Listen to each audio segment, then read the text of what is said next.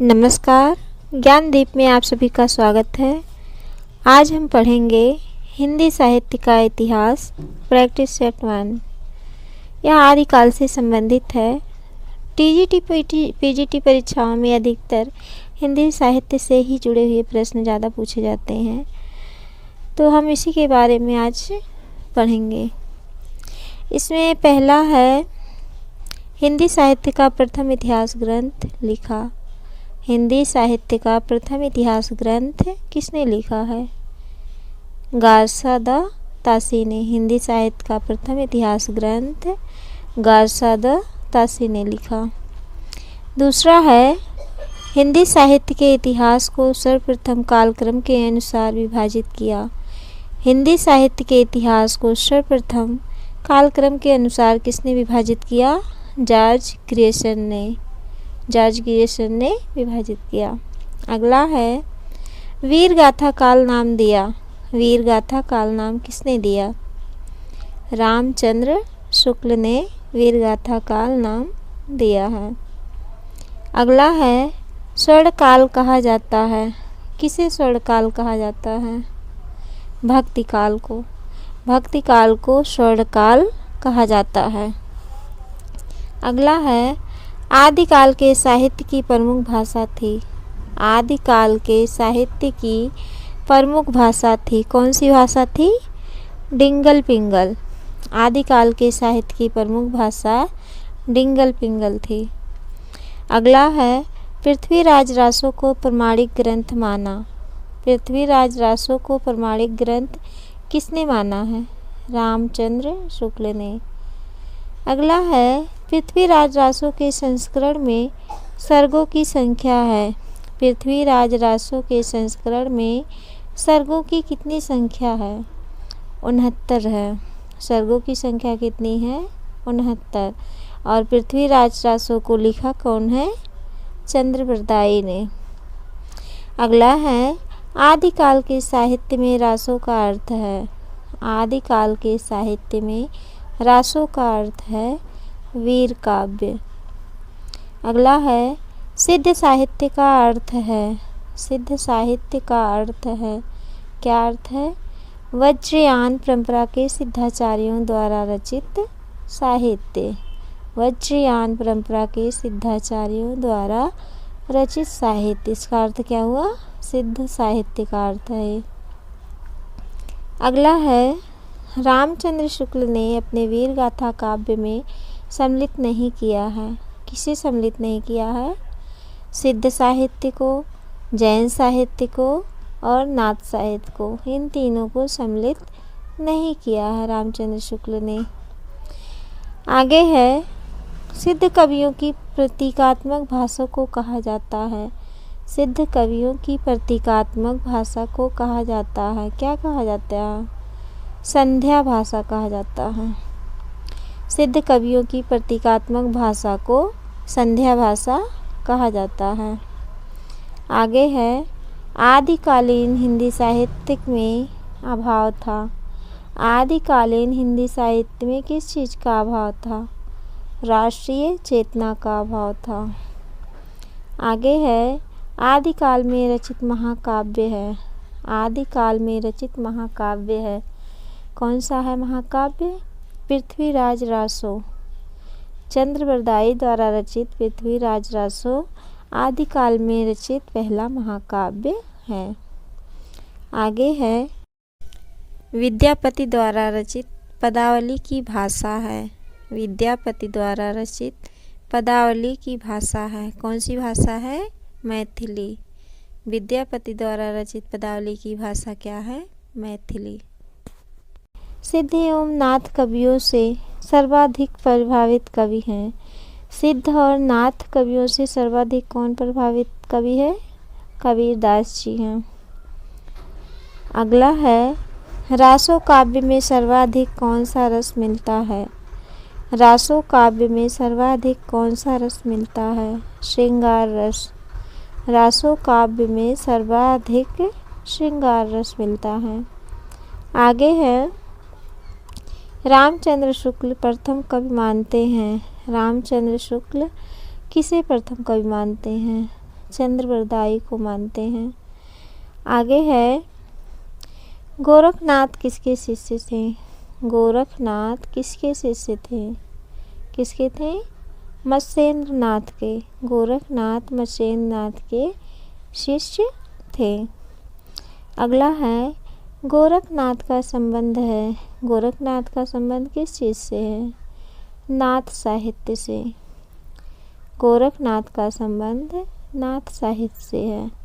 अगला है, भारतेश्वर बाहुबली रास के रचनाकार हैं। भारतेश्वर बाहुबली रास के रचनाकार हैं शालिभद्र सूरी। अगला है, सरहपा किस काव्य धारा के प्रमुख कवि हैं? सरहपा किस काव्य धारा के प्रमुख कवि हैं? सिद्ध साहित्य। सरहपा किस काव्य धारा के प्रमुख कवि हैं?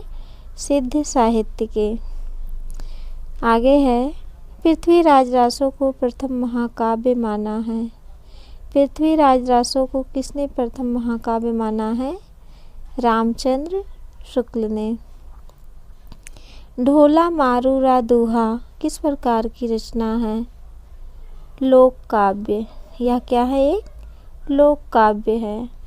अगला है, आदिकाल में खड़ी बोली को काव्य भाषा बनाने वाले कवि हैं।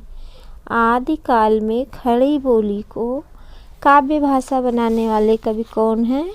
अमीर खुसरो। एक बहुत प्रसिद्ध कवि हैं ये अमीर खुसरो आदिकाल के। ठीक, इन्होंने खड़ी बोली को काव्य भाषा बनाया। अगला है, आदिकाल में डिंगल शैली का प्रयोग होता था।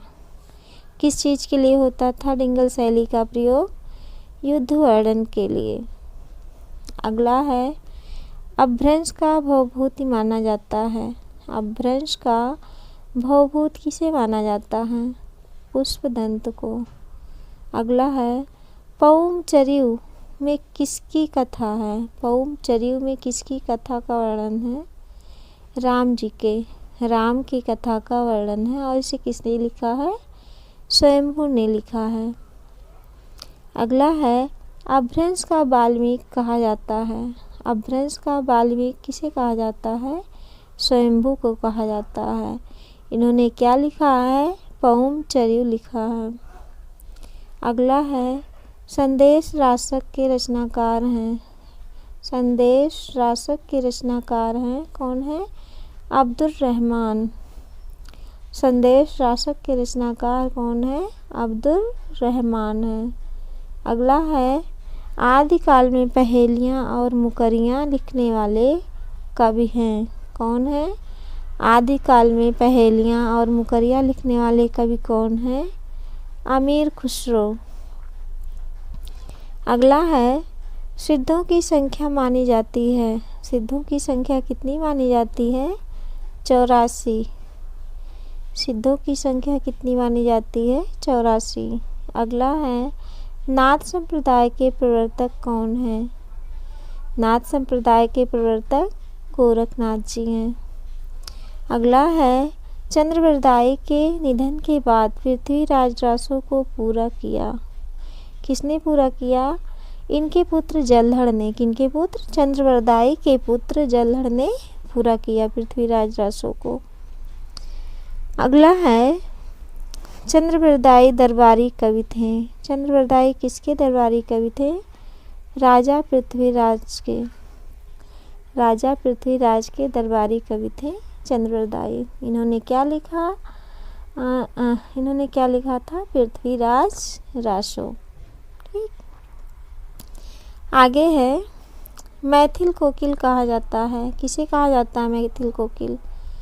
विद्यापति को। विद्यापति को मैथिल कोकिल कहा जाता है। अगला है, अमीर खुसरो का वास्तविक नाम क्या था? अमीर खुसरो का वास्तविक नाम क्या था? अब्दुल हसन। अब्दुल हसन अमीर खुसरो का वास्तविक नाम था। अगला है, दोहा कोश के रचनाकार हैं। दोहा कोश के रचनाकार कौन है? सरहपा। दोहा कोश के रचनाकार हैं सरहपा। अगला है, अपभ्रंश को पुरानी हिंदी नाम दिया। अपभ्रंश को पुरानी हिंदी नाम दिया? किसने पुरानी हिंदी नाम दिया? चंद्रधर शर्मा गुलेरी ने। अपभ्रंश को पुरानी हिंदी नाम किसने दिया? चंद्रधर शर्मा गुलेरी ने। अगला है, सरापा को हिंदी का प्रथम कवि माना है? सरापा को हिंदी का प्रथम कवि किसने माना है? राहुल सांकृत्यायन ने माना है। अगला है, आल्हा ऊदल की वीरता का वर्णन मिलता है? आल्हा ऊदल की वीरता का वर्णन कहाँ मिलता है? परमाल रासों में मिलता है। और परमाल रासो किसकी रचना है? जगनिक की है। अगला है, विद्यापति पदावली में किस रस की प्रधानता है? विद्यापति पदावली में किस रस की प्रधानता है? श्रृंगार रस की। अगला है, गोरखवाणी के संपादक हैं? गोरखवाणी के संपादक कौन है? पीताम्बर दत्त बड़थवाल। गोरखवाणी के संपादक पीताम्बर दत्त बड़थवाल। अगला है, रासो शब्द की उत्पत्ति हजारी प्रसाद द्विवेदी के अनुसार हुई है? किससे हुई है? रासक शब्द से हुई है। रासो शब्द की उत्पत्ति रासक शब्द से हुई है। अगला है, पृथ्वीराज रासो को अप्रमाणिक रचना मानते हैं? पृथ्वीराज रासो को अप्रमाणिक रचना कौन मानते हैं? हजारी प्रसाद द्विवेदी।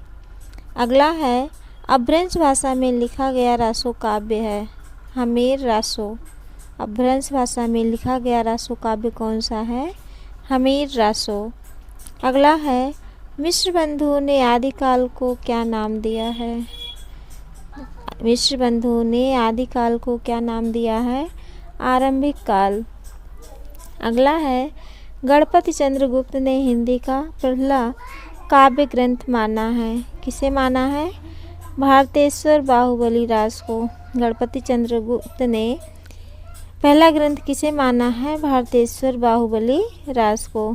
अगला है, रामचंद्र शुक्ल ने कालों के नामकरण के लिए प्रमुख आधार बनाया है? किन चीज़ों को पहला प्रमुख आधार बनाया है? विशेष प्रवृत्ति की रचनाओं की प्रचुरता, इसको आधार मानकर उन्होंने नामकरण किया है। अगला है, रामचंद्र शुक्ल के इतिहास ग्रंथ का नाम है? रामचंद्र शुक्ल के इतिहास ग्रंथ का नाम क्या है? हिंदी साहित्य का इतिहास। हिंदी साहित्य का इतिहास। रामचंद्र शुक्ल के इतिहास ग्रंथ का नाम है हिंदी साहित्य का इतिहास। अगला है, खड़ी बोली का प्रथम कवि माना जाता है? खड़ी बोली का प्रथम कवि किसे माना जाता है? अमीर खुसरो को। खड़ी बोली का प्रथम कवि अमीर खुसरो को माना जाता है। तो ये था हमारा आज का प्रैक्टिस सेट। आशा है यह आप सभी के लिए उपयोगी रहा होगा। तो हमारे चैनल को लाइक शेयर और सब्सक्राइब अवश्य करें।